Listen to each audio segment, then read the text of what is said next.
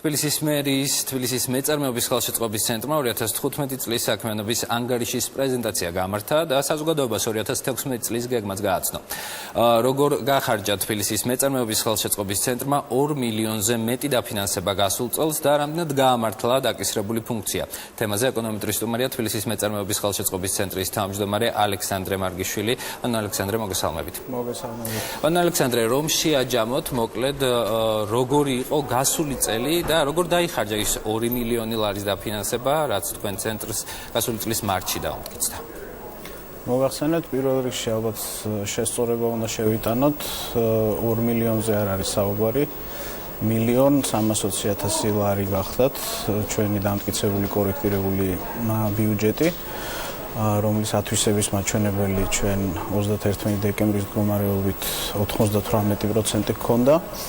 კონკრეტულად რა გავაკეთეთ, შეგვიძლია დავყოთ ორ ნაწილად. პირველი ნაწილი გახლავთ მუნიციპალური პროგრამები, მათ შორის შემოყვანი ტურიზმის დარგის განვითარება, ხალხური რეწვის დარგის განვითარება და სავარჯიშო გამაჯანსაღებელი მომსახურების დარგის განვითარება და მეორე ბლოკი ჩვენი საქმიანობის გახლავთ სხვადასხვა მეწარმეობის ხელშეწყობის პროექტები, როგორც არის მაგალითად როგორც მოქმედი, ასევე მომავალი მეწარმეების გადამზადება, მათი უნარჩვევების გაძლიერება, ასევე ბიზნეს საკონსულტაციო მომსახურება კონკრეტული საწარმოებისთვის და ასევე საინვესტიციო პაკეტების მომზადება და პოტენციურ საინვესტიციო ბაზრებზე ამ პაკეტების შეთავაზება, რაც თავის მხრივ ხელს შეუწყობს თბილისის ეკონომიკაში მოქმედ საწარმოებს იმისათვის, რომ გააძლიერონ თავიანთი საქმიანობა, განსაკუთრებით საექსპორტო მიმართულებით. Საბადო ალექსანდრე, თუ გაქვთ დათვლილი რა ეკონომიკური ეფექტის მომტანია ის აქტივობები, რაც ცენტრმა განახორციელა,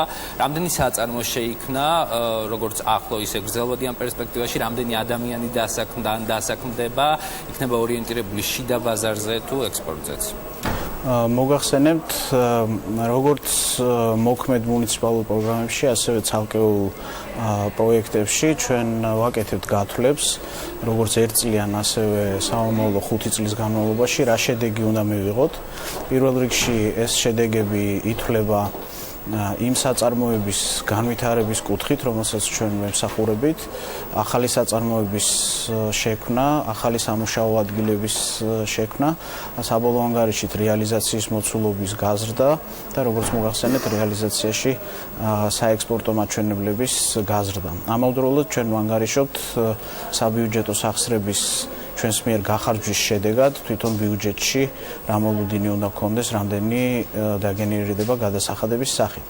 შემიძლია ცალკეულ პროგრამების შესახებ მოგახსენოთ, მაგალითისთვის ტურიზმის დარგის განვითარების კუთხით ჩვენ მომავალი წლების განმავლობაში, 5 წლის განმავლობაში საშუალოდ წლიური ხარჯვა გათვლილი გვაქვს 600.000 ლარის ოდენობით და ქართულ ეკონომიკაში რამდენჯერმე მეტ დამატებით შემოსავალს ველოდებით. ეკონომიკაში შემოსავალში იგულისხმება ის, რომ ამ 5 წლის განმავლობაში ჩვენი საქმიანობის პირდაპირი შედეგი იქნება მინიმუმ 100.000 დამატებითი ტურისტი, რომელიც დახარჯავს ჩვენს ქალაქში და მთლიანად ქვეყანაში ფულს, რაც თავის მხრივ იწვევს ახალი სამუშაო ადგილების შექმნას, იმ საწარმოების ბრუნვის ზრდას, რომლებიც ტურისტული ინფრასტრუქტურის ღირებულებით ჯაჭვში იღებენ მონაწილეობას. ეს იქნება დაწყებული ავიაკომპანიებით, გაგრძელებული სასტუმროებით, რესტორნებით, ტურისტული სააგენტოებით. მაგალითად, შედარებისთვის შეგვიძლია ვთქვათ, რომ ხალხური რეწვის დარგის განვითარების კუთხით საბიუჯეტო მაჩვენებელი ასეთი შთამბეჭდავი და მიმზიდველი არ არის. დაახლოებით ისევ საბიუჯეტო ეფექტი რომ ნახოთ, დაახლოებით იმდენივე დაგენერირდება დამატებით გადასახადების სახით ბიუჯეტში, რამდენის დახარჯვასაც ჩვენ ვაპირებთ. თუმცა ვფიქრობთ, რომ ამ პროგრამის შემთხვევაში საბიუჯეტო შემოსავლები არ არის პრიორიტეტული. უფრო მნიშვნელოვანი არის, რომ ეს დარგი გადავარჩინოთ, ხალხური რეწვის დარგში მოქმედ მეწარმეებს და ოსტატებს მივცეთ საშუალება ახალ ბაზრებზე გავიდნენ, მათ შორის საექსპორტო ბაზრებზე და მთლიანობაში დარგი გავხადოთ მდგრადი. გასაგებია ბატონო ალექსანდრე, ჩვენი ინფორმაციით თავდაპირველად ცენტრის ბიუჯეტი განსაზღვრული იყო 2 მილიონი ლარით, რომელზეც თქვენ აღნიშნეთ, რომ აღნიშნული თანხა დაკორექტირდა. როდის დაკორექტირდა, როდის მოხდა მისი დაკორექტირება და რატო?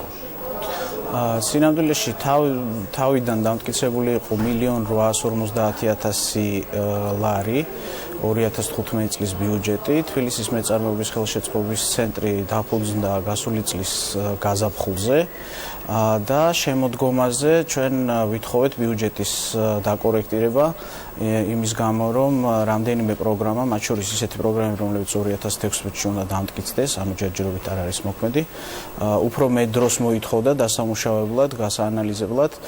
ჩვენი მუშაობის სპეციფიკა ასეთია, სანამ მუნიციპალურ პროგრამას შევთავაზებთ ჯერ თბილისის მთავრობას, შემდეგ საკრებულოს, ტარდება სიღრმისეული ანალიზი, კვლევა, სხვადასხვა მონაწილეებთან, დარგის მონაწილეებს გულისხმობ კომუნიკაცია. შესაბამისად იმის გამო, რომ ჩვენ სხვადასხვა დარგზე მუშაობისას კვლევები გადაგვივიდა 2016 წელს, ჩვენ ვითხოვეთ 2015 წლის ბიუჯეტის შემცირება და როგორც მოგახსენეთ 1.850.000 ლარიდან შევიმცირეთ ბიუჯეტი 1.320.000 ლარი. გასაგებია და ბოლოს ბატონო ალექსანდრე, ძალიან მოკლედ თუ შეიძლება თქვენ ასევე გეგმავთ IAP-ის საკრედიტო რესურსის ხელმისაწვდომობის პროგრამას, რომელიც უახლოეს მომავალში უნდა ამოქმედდეს და ითვალისწინებს თბილისში მოქმედი მცირე და საშუალო ბიზნესის განვითარების ხელშეწყობას. რას გულისხმობს ეს პროგრამა? როგორია მისი ბიუჯეტი, დაფინანსების მექანიზმი და ბენეფიციარების შერჩევის კრიტერიუმები?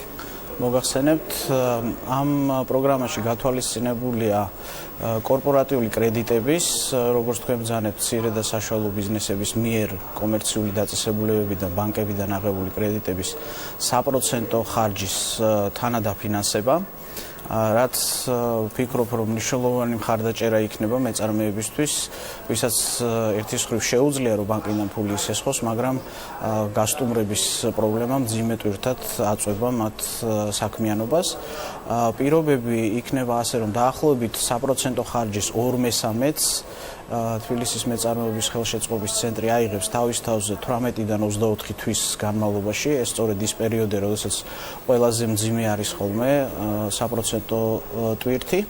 რაც შეეხება დარგებს, ამ პროგრამაში არ იქნება განსხვავება, სხვა პროგრამებისგან განსხვავებით, არ იქნება განსხვავება დარგებზე. ჩვენ ერთადერთი იმპორტს და რაღაც სპეციფიკურ დარგებს გამოვრიცხავთ, ხოლო ადგილზე წარმოებას, განსაკუთრებით ექსპორტს მიენიჭება უპირატესობა და პრაქტიკულად ნებისმიერი დარგის წარმომადგენელს, კომპანიებს, რომლებიც თბილისში ოპერირებენ, შეეძლებათ მოგმართონ.